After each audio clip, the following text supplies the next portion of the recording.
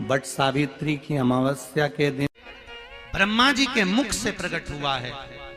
सौभाग्यवती नारियां अखंड सौभाग्य के लिए बट सावित्री का व्रत आप लोग करते होंगे, कई लोग अखंड सौभाग्य के लिए करेंगे, क्योंकि इस बट के पेड़ के नीचे भगवान विष्णु शंकर जी से विनती करे थे वर के लिए, इसलिए अखंड सौभाग्य का देने वाला।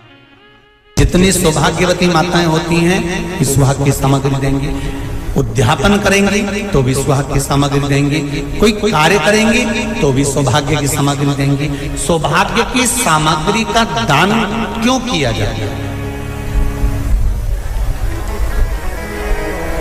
सौभाग्य सूचक वस्तुओं का दान क्यों किया जाता है? सौभाग्य की वस्तुएं क्यों प्रदान करी जाती है, क्यों दी जाती है? उसका कारण क्या है?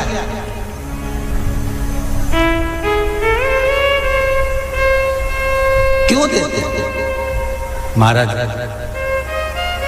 भारत की भूमि की सौभाग्यवती माताओं का एक मन की अभिलाषा रहती है, भारत की भूमि की माताओं की एक अभिलाषा रहती है कि जब उसके प्राण छूटे तो अखंड सौभाग्य धारण करके पति के कंधे पर और पुत्र के कंधे पर शमशान कर।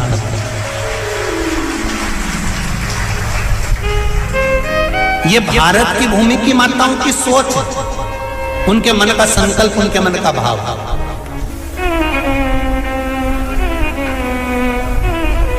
क्यों देते हैं चूड़ी का दान, क्यों देते हैं बिंदी का दान, क्यों देते हैं अखंड सौभाग्य का दान? किस महाराज?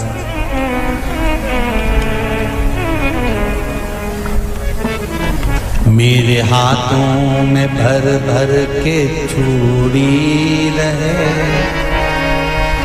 मेरे हाथों में भर भर के चूड़ी और मैया कोई कामना, मेरे मस्तक पे चमकती चूनर रहे, मेरे मस्तक पे चमकती चूनर रहे और मैया कोई कामना। मेरी मांगों में भर भर के सिंदूर रहे, मेरी मांगों में भर भर के सिंदूर रहे और मैया कोई कामना नहीं। मेरे पाँव में बिछुड़ी का जोड़ा रहे, एक बिछुड़ी नहीं, कितनी?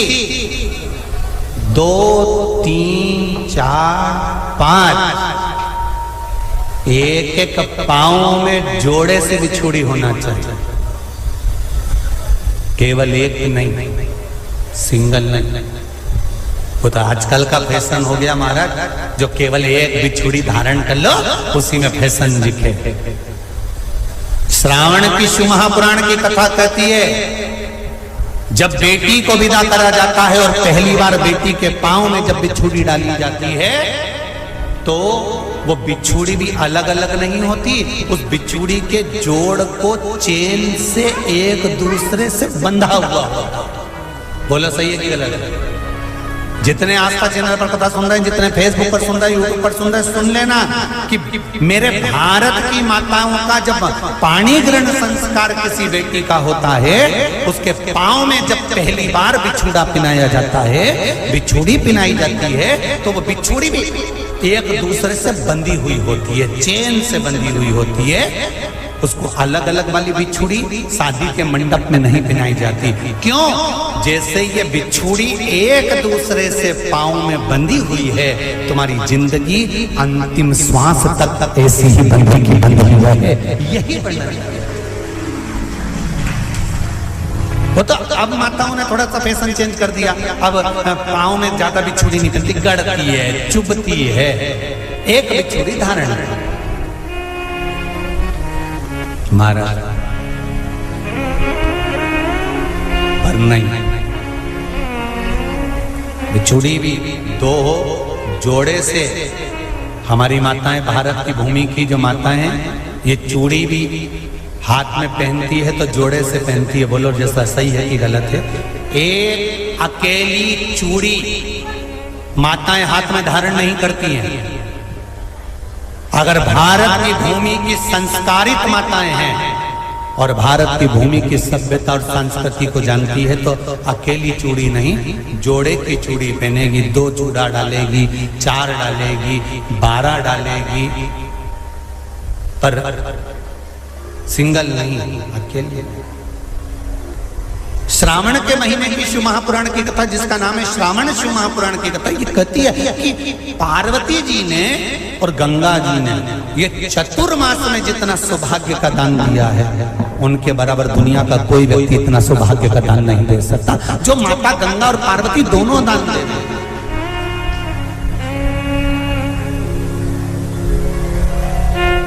प्रतिदिन दे रहे हैं।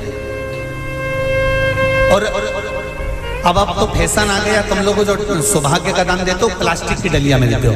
पर एक एक पुराण को उठा कर देख लेना, एक एक अध्यापन को उठा कर देख लेना। जितनी तुम कथा तुम्हारे घर में छोटी छोटी कथाओं की पोथियां पढ़ी हो, उनको उठा कर देख लेना। उसमें नहीं लिखा कि प्लास्टिक की डलिया में सौभाग्य की वस्तु का दान दिया जाता है। उसमें लिखा है बांस की पिटारी में, बांस की डलिया में सौभाग्य की वस्तुओं का दान दिया जाए। क्यों? क्योंकि बांस वंश की वृद्धि करता है, बांस सौभाग्य की वृद्धि करता है, और बांस अखंड सौभाग्य। जैसे बांस का पौधा बढ़ते चले जाता है, बढ़ते चले जाता है, उसी तरह बांस की डलिया में जब दान दिया जाता है, बांस की टोकनी में जब दान दिया जाता है, तो ये भाव रखा जाता है कि तुम्हारा सौभाग्य ऐसे ही बढ़ता रहे। पर अब थोड़ा सा फैशन चेंज हो गया तो प्लास्टिक की डलिया, पर प्लास्टिक की नहीं। बट सावित्री की अमावस्या के 16 श्रृंगार में नारी के हाथ की चूड़ी का कलर अलग हो सकता है, चूड़ी की डिजाइन अलग हो सकती है, चूड़ी अलग हो सकती है, चूड़ी महंगी सस्ती हो सकती है, मंगलसूत्र की कीमत ऊंची नीची हो सकती है, पांव की बिछुड़ी की कीमत ऊंची नीची हो सकती है, कान के कुंडल की कीमत ऊंची नीची हो सकती है।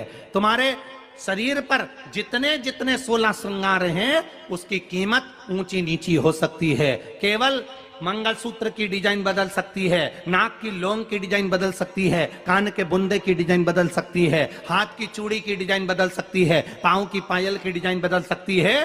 केवल नारी के 16 श्रृंगार में एक श्रृंगार ऐसा है जिसकी कीमत जो पहले थी वही कीमत आज तक है और उसकी डिजाइन आज तक नहीं बदली। वो मांग का सिंदूर है, एक जैसी डिजाइन है और एक जैसी कीमत है।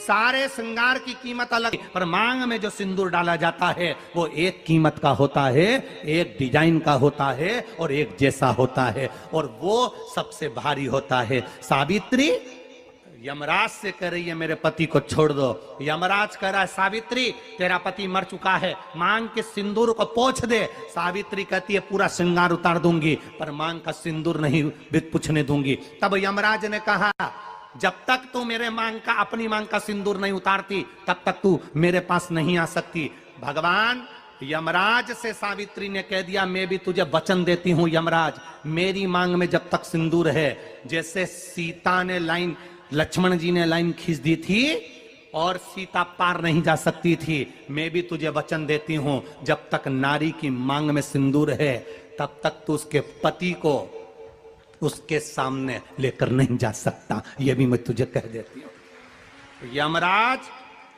भैंसे पर सवार होकर सत्यवान को लेकर जा रहा था, सावित्री से वचन पर वचन चल रहे थे। पेड़ के पेड़ के नीचे छोड़कर आए। क्या चाहिए तुझको, क्या चाहिए तुझको, क्या दूं मैं तुझको, कुछ मांग ले मुझसे। सावित्री कहती है क्या दोगे आप, मेरे पति के प्राण दे दो बस वापिस, और कुछ नहीं चाहिए। यमराज यमलोक में प्रवेश करने लगा। मांग के सिंदूर में से थोड़ा सा सिंदूर सावित्री ने केवल हाथ में लेकर अपनी बिंदी पर जो लगाया, सत्यवानंद को लेकर यमराज अंदर नहीं जा पाया। बाहर खड़े होकर कहता है मांग ले, मैं तुझे एक वचन नहीं, तू बोले तो मैं 2 वचन दे देता हूं, तू बोले तो मैं 3 वचन दे देता हूं, तू मांग क्या चाहिए। तब सावित्री ने कहा देना चाहते हो? हाँ। अब यमराज को लगा कि लालच में पड़ गई सावित्री। तब कहा पहला वचन दीजिए, मेरे अंधे सास ससुर के नेत्र वापिस आ जाएं। यमराज ने कहा तथास्तु। दूसरा वचन दीजिए, मेरे सास ससुर अपने पोता पोती का मुख देखें। यमराज ने कह दिया तथास्तु।